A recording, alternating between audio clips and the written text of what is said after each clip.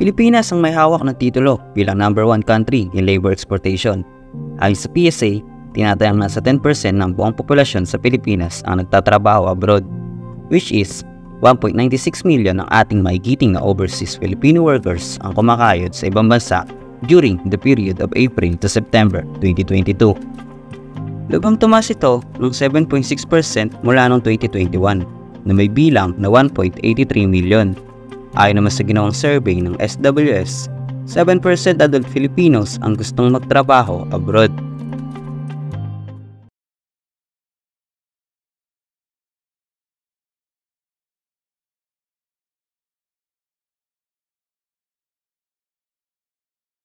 Okay guys, makikita nyo naman, napakainit dito sa Pilipinas.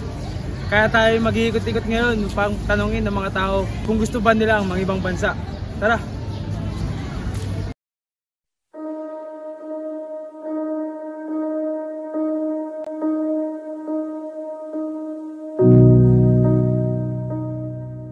Okay, tanong mo.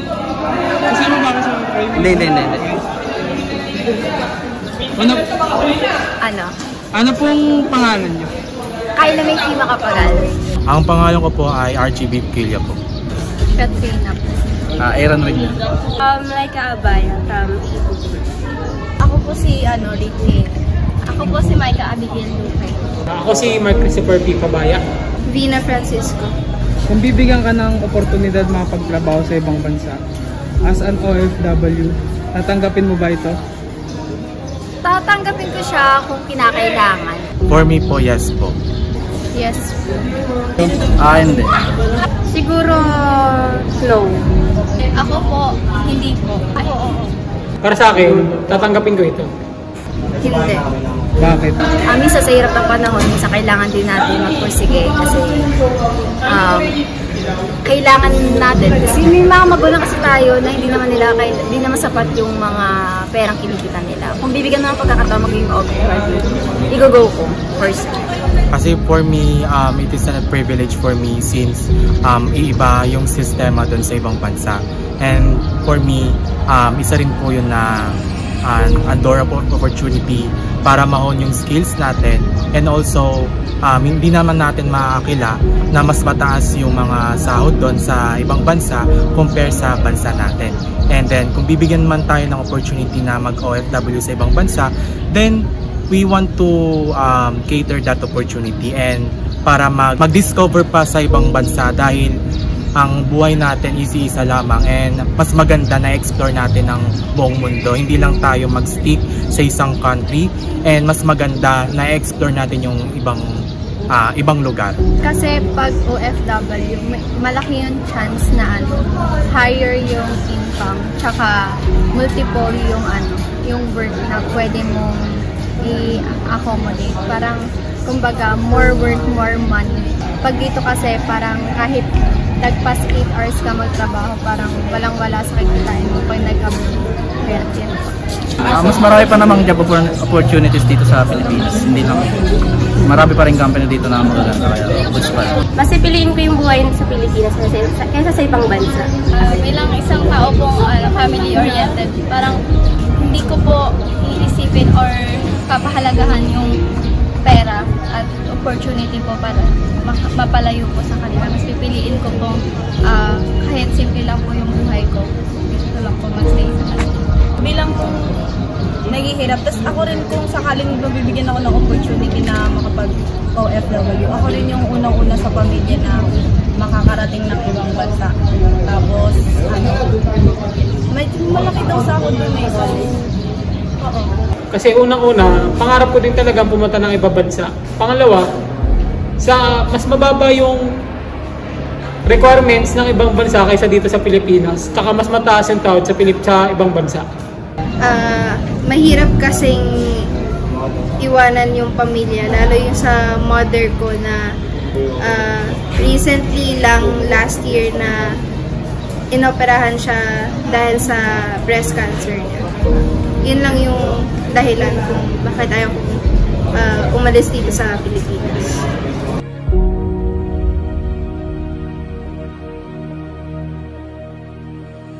Dito na nagtatapos ang ating interview sa araw na ito.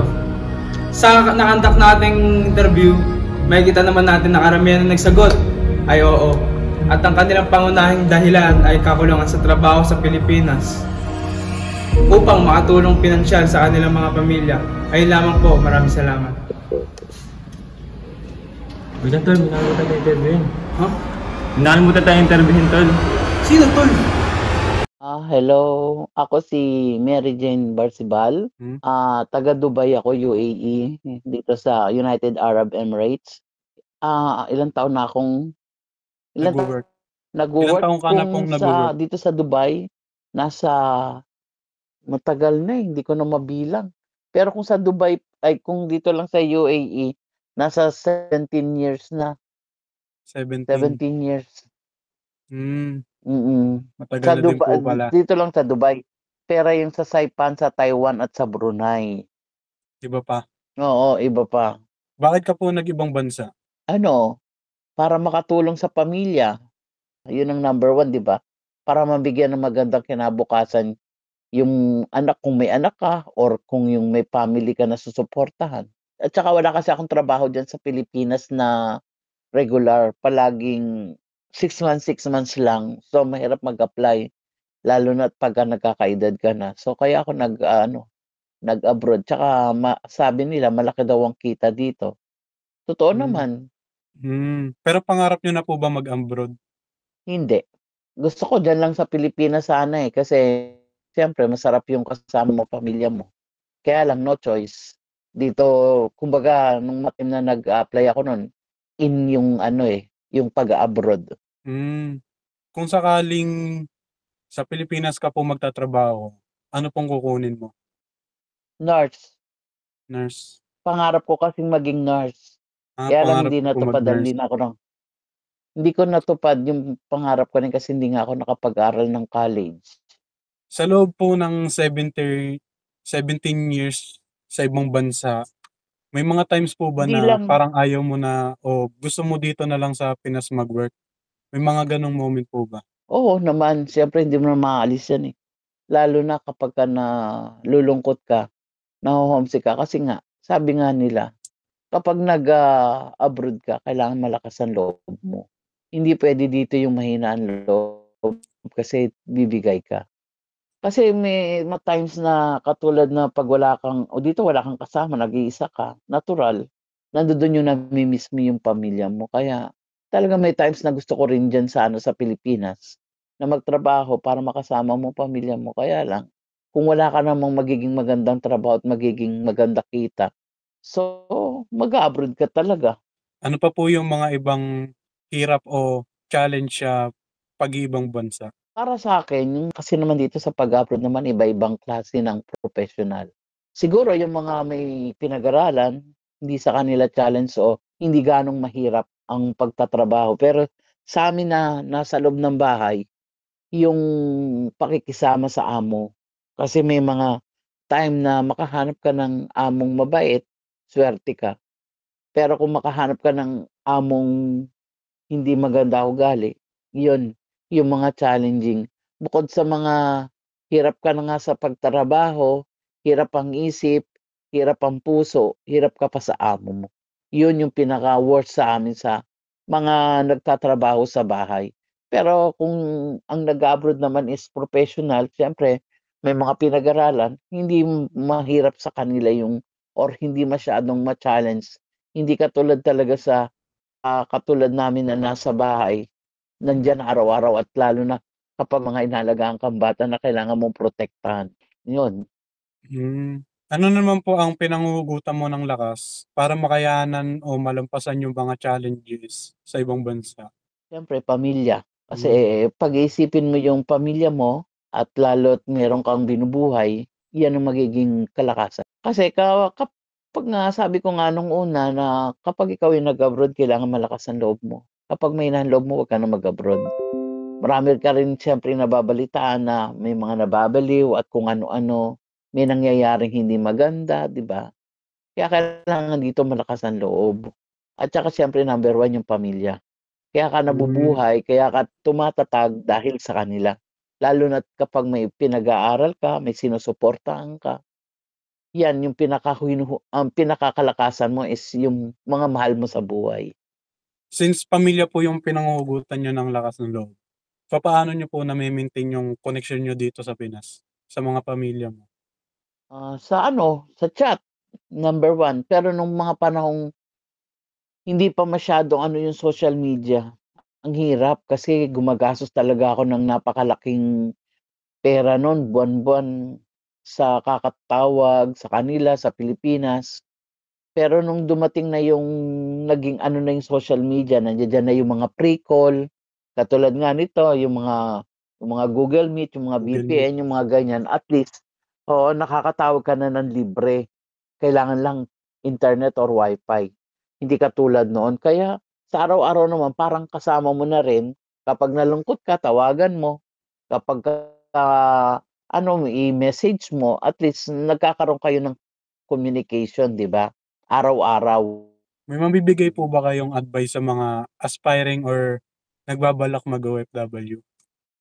Para sa mga nagbabalak na gustong mag-abroad, kung halimbawa ako lang, kung para sa akin at meron ka rin lang naman trabahong matino sa Pilipinas, at lalo ang papasukan mo lang din naman is yung mga ganitong katulad nung sa amin, kailangan mo mag-isip ng 100 times. Kasi hindi lahat ng amo mabait. Pero kung yung mga, sabi ko nga, professional, okay lang yan dahil malaki ang kita nila at sila, ibig sabihin may pinag-aralan sila, hindi sila madidihado sa mga amo nila. Hindi katulad ng ako bilang isang kasambahay dito, talagang marami kayong nababalitang hindi magaganda, kaya swertihan. Pero kung ako naman, sabi ko nga may trabaho na dyan, hindi ko na kailangan pang umalis. Unang-una, kasama mo na yung pamilya mo. Makontento na lang doon na akala mo kung magiging mabait ang amo, paano kung hindi? Di pinagsisihan mo pa kung bakit ka umalis sa trabaho mo, di ba? At isa pa plus na yung kasama mo yung pamilya mo dyan. Araw-araw mong nakikita. Hindi katulad dito pag nasa abroad ka, ilang taon bago ka umuwi. Maraming salamat po, Miss Jean Barcebal o nanay ko. I love you, ma.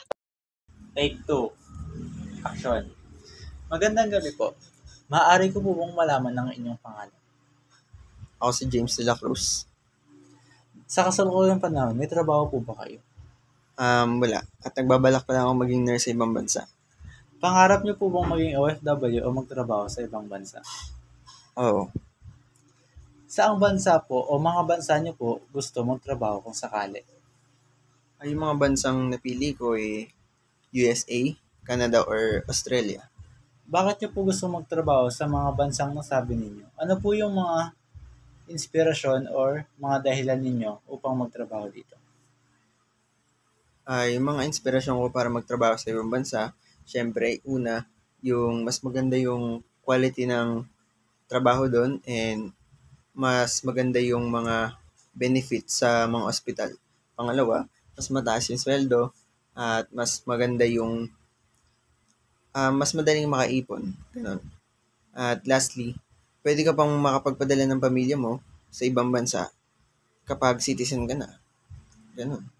Di po ba kayo natatakot na baka hindi sumang-ayon sa inyo ang tadhana pag umalis kayo ng Pinas? At bakit? Hindi naman. Siyempre, kung magta-try ka magtrabaho sa ibang bansa, hindi ka matatakot kasi dahil para sa pamilya mo. Pag gusto mong makaipon, gusto mong makapag-provide, makapag-pundar, ganun. Tsaka, mas maganda kasi magtrabaho sa ibang bansa. Kagaya nga sabi ko na mas maganda yung benefit, tsaka mas mataas yung sweldo. Sa inyo po, bakit po mas gusto niyo sa abroad na lang magtrabaho kaysa dito sa Pinas? Siguro kung as a nurse, mas maganda pang magtrabaho sa ibang bansa since mas maganda yung benefit, mas alaga yung mga nurse, at hindi ganun ka-toxic yung mga pasyente. Also, ayun nga, mas mataas yung sahod. Maraming salamat po. Gandang gabi po. Ano pong pangalan nyo at ano pong trabaho nyo ngayon? Pangalan ko ay Salvin Sotomol at sa tanong nyo po tungkol sa trabaho, isa po akong factory worker. Bilang factory worker, ang katungkulan ko po doon ay head supervisor po. Masaya naman po ba kayo ngayon bilang Filipino worker at sa buhay nyo ngayon? Siyempre, masaya. Kahit nasa ganong sitwasyon, mababang sahod dito sa atin, kailangan magtiis para makaraos. Okay. Ano pong mga challenges ang kinaharap nyo po sa pagtatrabaho dito sa atin sa Pilipinas? Tulad ng sinabi ko, magtiis kahit mababang sahod, ang importante may kinikita para sa pamilya. Ano po yung pinanghugutan nyo po ng lakas para makayanan o malampasan ang mga challenges po sa trabaho nyo po? Siyempre, yung pamilya ko, mga anak ko. Yun ang pinaka-importante doon. Kaya kahit anong hirap, magtiis para sa pamilya. Kung bibigyan po kayo ng opportunity makapagtrabaho abroad, tatanggapin nyo po ba? Siguro hindi na. Kasi, yun nga, lalong dagdag pa sakit kung mawalay ka sa pamilya mo. Tapos, hindi mo masilayan ang paglaki ng mga anak mo kapag ng ibang bansa ka. Kaya tiis na lang dito siguro kahit mababang sahod, at least sama-sama. Okay po. Thank you po. Bali, magandang gabi po. Bali, magpapakilala po kayo. Tapos, ano po yung trabaho niyo po sa ngayon? Ako nga pala si Rinaldo Hansinal. 51 years old na. Tapos, ang trabaho ko ngayon sa kasalukuyan, nasa printing ako. Bali, masaya naman po ba kayo ngayon bilang Filipino worker sa buhay niyo ngayon? Masaya naman sa araw-araw na pagpasok ko. Masaya naman ako. Nakakatulong din naman kasi sa pamilya yun. Okay, bali po, ano yung mga challenges ang kinakaharap niyo po sa pagtatrabaho dito sa atin sa Pilipinas? Kumbaga dito lang talaga sa Pilipinas. Maraming challenge din, lalo na dun sa pinapasukan ko. Siyempre, makikisama ka sa iba-ibang tao. Pakikisamaan mo sila. Ganon din dun sa mga boss. Tapos, siyempre, kailangan mo rin mag-ingat dun sa mga ginagawa. Kasi, pag oras na nagkaroon ng pagkakamali, nagkaroon ng damage, mananagot ka dun. Yun yung mga challenge dun. Okay po. Bali, ano naman po yung pinaghuhugutan mo ng lakas para makayanan o malampasan ng mga challenges sa pagtatrabaho? Yung pinaghuhugutan ko, yung pamilya ko, siyempre, yung mga anak ko, yung asawa ko, para sa araw-araw na pagpasok, may panggastos, may pambili kong ano-ano, para na rin dun sa mga pag nag-aral sila, pandagdag na rin. Kung bibigyan po kayo ng opportunity na makapagtrabaho sa ibang bansa o abroad, tatanggapin niyo po ba ito? Yung opportunity siguro baka hindi ko natanggapin. Mahirap din malayo sa pamilya. Tapos hindi mo rin alam kung ano yung dadatnan mo doon. Mas maganda na lang siguro dito kung ano yung mayroong trabaho ka dito. Pagbutihin mo na lang, kasama mo pa yung pamilya mo. Bukod lang po sa maano lang po kayo sa pamilya niyo po, bakit po talaga ayaw niyo talaga magtrabaho abroad? Bukod lang po doon. Marami na rin ako kasing naging kasama sa trabaho. May maayos naman yung trabaho nila doon. Nag-resign sila para makapag-abroad. Tapos, bali yung napasukan nila, hindi rin ganun kasi kaganda. Parang ganun din dito sa atin. Tapos, umuwi din sila.